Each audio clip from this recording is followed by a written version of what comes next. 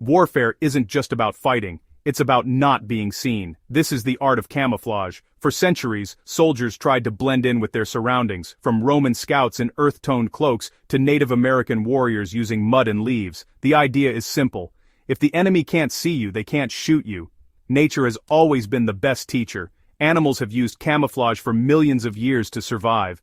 Before World War I, armies wore bright uniforms like the British redcoats and French blue and red, designed for morale and identification. But as weapons became deadlier, these colors made soldiers easy targets. The battlefield changed. Grand formations gave way to a hidden, dangerous world where survival meant blending in.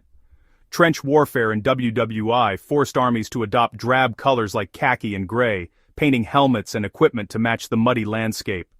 Artists were brought in to help hide massive guns and observation posts. This was the birth of modern military camouflage. Camouflage became a science, not just a paint job. The lessons of WWI set the stage for even more advanced concealment in the next war. Military thinkers knew the next conflict would be faster, with aircraft and tanks dominating. Hiding troops, vehicles, and even factories became crucial to victory. Camouflage was no longer just about uniforms. It was about survival in a new era of warfare. The science of concealment would be pushed to its limits in WW2, leading to ingenious designs. The need to disappear on the battlefield became a matter of life and death. Camouflage evolved from simple tricks to a sophisticated discipline. The world was about to see just how far this art could go. The story of camouflage is the story of survival. And in W2, it would become a secret weapon. The stage was set for the next leap in military deception. WWII was a war of movement. Tanks and aircraft could punch through lines in days. Soldiers fought in deserts, forests, and jungles, each demanding different camouflage. Old single-color uniforms were obsolete. Air power changed everything. Recon planes mapped troop positions. Bombers struck with precision. Camouflage now had to hide not just soldiers, but entire factories and runways. The war became a nationwide effort to deceive the enemy's eye in the sky. Every major army invested in new camouflage, blending art and science. Experts studied light, shadow, and natural colors to break up the human silhouette. Good camouflage disrupted outlines, making soldiers merge with their environment. It was more than a fashion statement. It was a tool of survival. Camouflage saved lives, protected equipment, and enabled surprise attacks. The right pattern could be as vital as a rifle or helmet. The race for the best camouflage led to remarkable innovations. Soldiers relied on concealment as much as firepower. The battlefield became a contest of who could remain unseen the longest.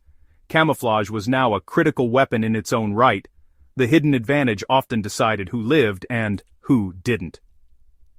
WWII made camouflage a central pillar of modern warfare. Among WWII's many camouflage patterns, one stands out: the British Denison smock. Designed for elite paratroopers, it was more than a uniform, it was survival gear. In 1940, Churchill called for Britain's own airborne force, inspired by German paratroopers. These soldiers needed to fight, survive, and hide behind enemy lines. The Denison smock was their answer, loose-fitting, knee-length, worn over regular gear to break up the human shape. It protected uniforms during rough parachute landings, and was tough enough for any mission. What made it special was its purpose-designed, printed camouflage, one of the first mass-produced patterns. Unlike improvised field camouflage, the Denison's pattern was tailored for Europe's fields and forests. Wearing it became a badge of honor, a symbol of the elite Red Devils. Paratroopers in Denison smocks dropped into Normandy, fought at Arnhem, and crossed the Rhine. The smock was their shield in disguise, letting them strike from the shadows. It was a secret weapon, helping them appear and vanish at will. The Denison smock defined a new kind of soldier. It was the uniform of those who fought where others couldn't. The Denison pattern was revolutionary. Nothing else looked like it. Its base was a yellowish sand or khaki, overlaid with dark reddish brown and green. These colors were applied with mop-like brushes, creating blurred hand-painted edges. The result mimicked the soft shadows and textures of nature, not the hard lines of earlier patterns. This brushstroke style broke up the soldier's outline, making them merge into the background. The large, sweeping strokes stayed effective even at a distance, unlike small, detailed patterns. The smock itself was tough, windproof cotton, with a half-zip neck and knitted cuffs. Large pockets front and back carried ammo, grenades, and rations. Its most distinctive feature, bar enum, the beaver tail, a flap that fastened between the legs to keep the smock secure during jumps. Designed by soldiers for soldiers, it was practical and effective. Variations appeared during the war. Early versions were muted, later ones brighter for Normandy's summer. Some officers had full-length zips for convenience, but the core design never changed. The Denison was a perfect blend of function and camouflage. It was tailored for the elite airborne soldiers' needs. The pattern's genius was in its simplicity and adaptability. It set a new standard for military concealment. The Denison smock became a model for future camouflage. Its legacy began with its unique, effective design. The Denison smock became the signature of Britain's airborne forces. It was worn in brutal training, in North Africa's deserts, and on daring commando raids. Its most famous moment, D-Day, June 6, 1944, when paratroopers in Denison smocks jumped into Normandy to secure the invasion's eastern flank. The camouflage let them melt into hedgerows and woods, setting ambushes and confusing German defenders. At Arnhem during Operation Market Garden, the smock became a symbol of bravery as paratroopers fought against overwhelming odds. Beyond paratroopers, commandos and glider pilots also wore the smock, marking them as elite. Even some regular officers sought it out for its quality and practicality. The Denison smock was the mark of those chosen for the most dangerous missions. The Denison's effectiveness is legendary. German soldiers called British paratroopers devils in baggy trousers, unable to spot them in Normandy's hedgerows. At Pegasus Bridge, glider troops in Denison smocks captured the bridge before the Germans knew they were there. The camouflage, combined with stealth, gave them the ultimate surprise.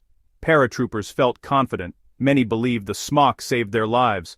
One recalled lying in a ditch as German patrols passed feet away, trusting his Denison to keep him hidden. The smock gave them the psychological edge to act boldly. While not perfect in every environment, it was superb in Europe's fields and forests. The Denison consistently gave British elite forces a life-saving advantage. The Denison pattern enabled a new style of warfare, stealth and surprise. Airborne operations depended on hiding after landing. Without it, paratroopers would be doomed. The smock let small units operate deep behind enemy lines, gathering intelligence and sabotaging targets. On D-Day, the 6th Airborne Division used their camouflage to hold off powerful German attacks, turning Normandy's landscape into a deadly trap. At Arnhem, surrounded and outnumbered, the Denison helped paratroopers evade capture and keep fighting. The smock became a symbol of courage and survival. Its greatest impact was psychological. Wearers believed they were invisible, and the enemy feared them. The Germans learned to dread the ghosts in Denison smocks. This reputation slowed enemy movements and forced them to divert resources.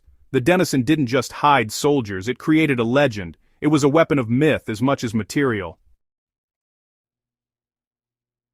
After WWII, the Denison smock remained the symbol of Britain's airborne forces. Paratroopers wore it in Palestine, Suez, and Cyprus, proving its adaptability beyond Europe. The smock evolved. A 1959 version added a full-length zip and brighter colors, but kept the iconic brush-stroke style.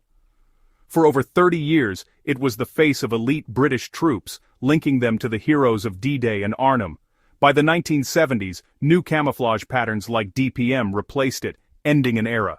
Yet the Denison's influence lived on, inspiring patterns in Belgium, France, and beyond.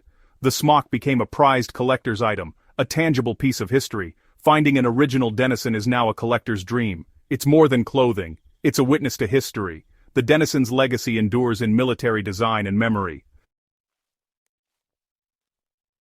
80 years later, the Denison pattern still fascinates. Its power comes from its link to elite soldiers and legendary battles. Pegasus Bridge, Normandy, Arnhem. The brushstroke design feels timeless, almost artistic, in a world of digital camouflage. It's inspired fashion and remains visually striking. The Denison marks the shift from simple uniforms to complex environment-specific camouflage. Its lessons shaped all modern military patterns. The smock is living history, a reminder that sometimes the greatest weapon is being unseen.